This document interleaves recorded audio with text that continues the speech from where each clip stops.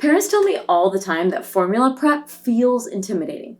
The truth is, it doesn't have to be. It can feel like you're Walter White in Breaking Bad, measuring, scooping, second-guessing yourself at 3 a.m. Did I put in 1 scoop or 2? Was that the right water? And when you're sleep deprived, the anxiety doubles. So today I'm breaking it all down step by step so formula prep feels safe and simple and you don't feel like you're in a chemistry lab. Hi, I'm Dr. Mona, a board-certified pediatrician, formula and pumping-friendly lactation consultant, and mom, and welcome back to my channel. Don't forget to subscribe so you don't miss any of my weekly videos, including this whole formula series. Let's dive in.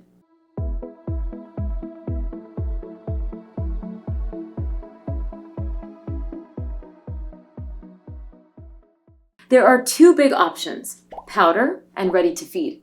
Powder formula is more cost-effective and flexible for most families. Ready to feed is sterile, incredibly convenient, and especially helpful for premature babies, infants under 2 months, or traveling. Think of powder like bulk coffee beans and ready to feed like a grab-and-go latte. Both work, but each fits a different need. We'll walk through 2 formulas as examples, Bobby, powdered, and Nutramigen, ready to feed, so you can see how simple prep can be side by side. And as a reminder, this entire series about formula is not sponsored by any formula company. It's simply for education. Parents often ask me, is one safer? Ready to feed is less likely to be contaminated, which is why it's preferred for premature babies or young infants under 2 months. After that, powder is perfectly safe for most healthy babies. Ready to feed formulas are ideal for immunocompromised and premature babies. They come in various bottles, but these bottles often come in handy 2-ounce sizes, great for newborns or supplementing small amounts if you're breastfeeding. Ready-made formulas don't contain probiotics since those are bacteria themselves, so if your baby needs probiotics or ready-made isn't possible for some reason, powdered formula can be a safe alternative with good handling and storage. If your baby is switching types and has special medical needs, always check with your child's clinician first. Formula prep machines are fine as long as you keep them clean. They aren't magic, but they can help keep things consistent. You really don't need one though. Only get it if it feels helpful for your routine. When I'm advising parents on the choice between powder or ready to feed, I usually look at what works best for you and your child. If your baby is thriving on a formula only available in powder form, or if ready to feed is too costly, that outweighs the small infection risk in most cases. The key is also safe preparation, and I'll walk you through that no matter what stage your baby's in. And if this kind of breakdown helps, hit subscribe. It's way easier than decoding formula labels in the middle of the night. Now here's where most parents start to sweat a little. Am I doing this right? Was I supposed to store it? What's the rule about if it's out of the fridge, in the fridge? It can be confusing. Safe formula preparation is important. Babies, especially newborns, premature, or immunocompromised babies are more vulnerable to bacteria, so safe prep and storage is important in any age, especially under 2 months. Formula isn't sterile, so good prep habits help prevent infections and keep your baby safe. Bacteria like Listeria or Chronobacter can live in the environment or in dry foods like powdered formula. It is rare, but we still want to take precautions. Whether you're using powdered or ready-to-feed formula, some basics always matter. Wash your hands with soap and water before starting, even if it's 2 in the morning. Always begin with a clean bottle and nipple. Sterilize bottles before their first use and after illness, but there's no need to sterilize bottles every day. Did I just blow your mind? Some bottles can be tricky to clean, so make sure you get all the parts, including any milk left in the nipple, and a bottle brush can really help. And what about warming milk? Many babies do just fine with room temperature, whether it's powder or ready to feed. But if you do want to warm, never use the microwave. Microwaves heat unevenly and can cause dangerous hot spots. Instead, use a bottle warmer, run the bottle under warm water, or place the sealed bottle in a cup of warm water. You can check the temperature on the inside of your wrist before feeding. And if you're looking for bottle feeding tips, make sure to check out this video. Let's talk ready to feed formula because it's so straightforward. Make sure your bottle and nipple are clean. Pour the amount your baby needs directly from the ready-to-feed container into a bottle. There's no water or mixing necessary, just shake, pour, and serve. Using Nutramigen label as a reminder, everything is listed here in terms of instructions for use, so make sure you see the label and read the instructions. The label reminds you to shake bottle well before pouring since formula can settle. And you're going to see 2 styles of ready-to-feed formula. Small 2-ounce hospital bottles, perfect for newborns or supplementing small volumes. You can twist on a sterile disposable nipple and feed directly, or pour that formula into another bottle. These are typically one use. If baby drinks from it, discard any leftover after 1 hour. If it didn't touch baby's mouth, cap and refrigerate for up to 48 hours, though most families finish these right away. For large bottles or jugs like this, which is the 32 ounce, open, pour what you need into a clean bottle, recap, and refrigerate. The big container is good for 48 hours after opening. Remember that once the formula touches your baby's mouth, it follows strict timing rules. Wait for storage guidelines at the end of this video. Because bacteria grows quickly in formula, careful timing matters. A simple trick is to keep painter's tape or a dry erase marker handy to label when you open the container or prepared each bottle. That way, during those middle of the night checks, you'll always know which bottles are still safe to use. Powdered formula comes in a can with a scooper, and you use that scooper to measure and add the powder to water to make bottles. Make sure to use that scooper and not another one from another brand or a spoon. This matters for proper formulation. Now let's talk about water, because I hear this question all the time, and honestly, I get why it's so confusing. Different organizations say slightly different things. The World Health Organization, the CDC, and the American Academy of Pediatrics don't line up word for word. So what do I follow? I almost always defer to the AAP, which notes that tap water is fine for most babies, as long as your baby was born full term, is otherwise healthy, and your tap water is safe to drink. That said, I know some families prefer not to use tap water, whether it's because of taste, trust issues, or an older plumbing system. I had trust issues with water, don't ask me why, so what's best in that case? The answer is simple: regular distilled water. Just grab the store brand gallons at the grocery store. Distilled is ideal because it has both contaminants and minerals removed. That's important because formula is already nutritionally complete. It has every vitamin and mineral your baby needs from birth to 12 months.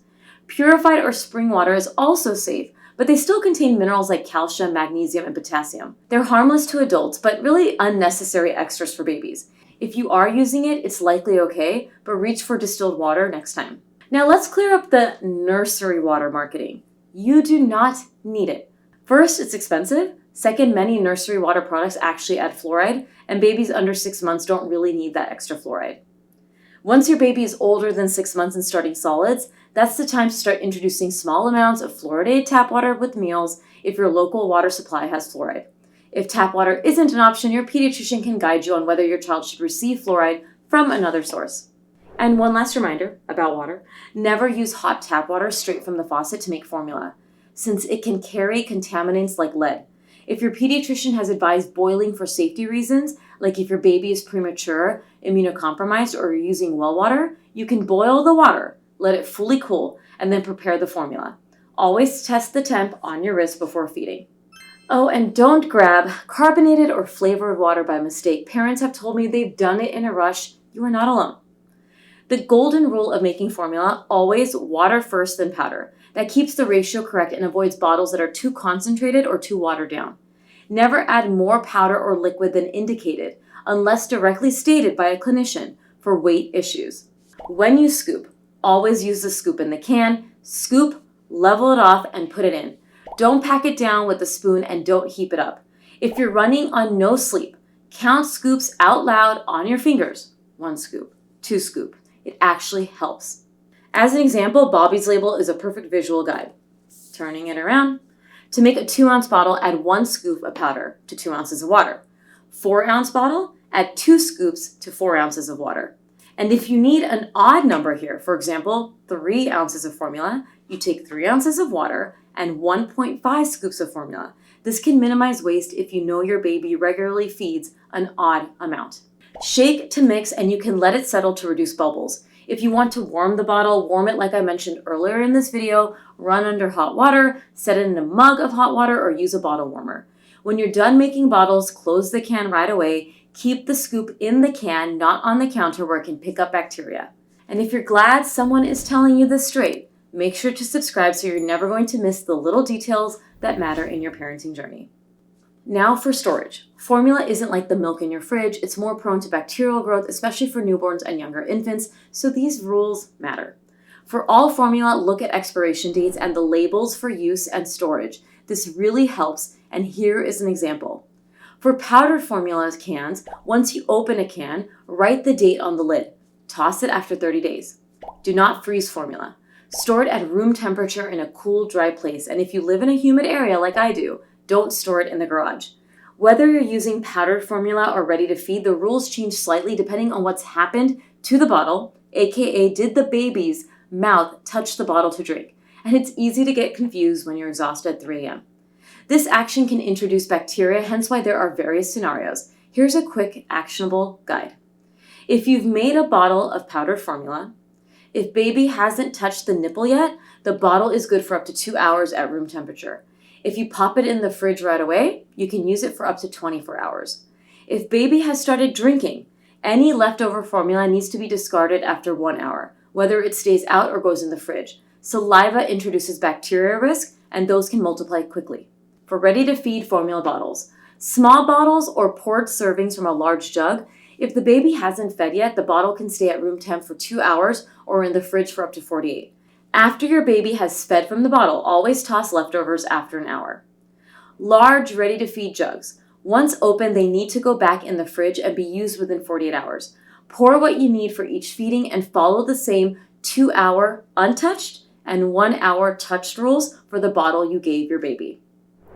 And just some practical tips, always check smell. If it smells off, don't serve it. As your baby gets older than 3 months, you may get lax with these 1 to 2 hour rules and go by the sniff test, and that is okay. Use painter's tape or a dry erase marker to label the time you made or opened a bottle. It saves you from late night guessing. Think of it like leftover sushi. When in doubt, throw it out.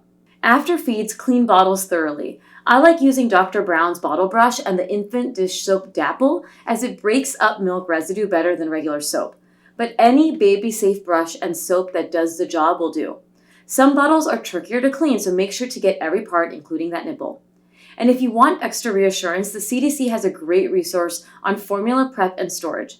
And if these kinds of hacks help, hit subscribe. Think of it as labeling your parenting toolkit with me. Travel adds a whole new layer of formula prep. The easiest trick is packing dry formula in a dispenser and carrying pre-filled bottles of water. That way you can mix on the go. Ready-to-feed bottles are also great for the diaper bag. If you're out for more than 2 hours and it's a hot day, bring a small cooler with an ice pack.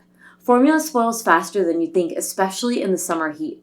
You can pre-make bottles and keep them chilled or stick with ready-to-feed if refrigeration isn't realistic. Having a small stash of ready-to-feed bottles in your emergency kit is smart, especially if you live in a hurricane zone or a hurricane's approaching. Parents always thank themselves later when they have it on hand. Emergency prep matters too. If you live in a disaster-prone area like I do in hurricane zone, if you know that a hurricane's approaching, it's really important to have the bottled water on hand so that you can properly mix your formula or more ready-to-feed bottles. Here are some pro tips that make formula feeding smoother and safer. Don't add extras to formula unless your pediatrician specifically recommends it. That means no cereal, no probiotics, no thickeners. It can feel tempting to fortify the bottle, but too much of anything can upset your baby's tummy or even be unsafe. You can also use a formula pitcher. This lets you make up to 24 hours worth of powder formula at once and store it in the fridge. Just remember to discard anything left after 24 hours. Or you can prep bottle by bottle. When my son was formula fed, we loved the pitcher. It cut down on the constant scooping and mixing. When it was time to feed, we'd pour a bottle and warm it by placing it in a mug of hot water. And remember, some babies are perfectly happy with cold formula straight from the fridge, so see what works best for your baby. Once you know the rules and get into the swing of things, formula prep and storage gets so much easier. It's about safety and consistency. Formula feeding doesn't need to feel like a chemistry experiment. You'll get more confident with every bottle you make. Your baby will thrive, and you're going to be able to breathe easier knowing that you're doing it right. If you found this video helpful, subscribe so you don't miss all my weekly parenting and child health and child development content. And as always, thank you for trusting me to guide you through these parenting questions. Stay well.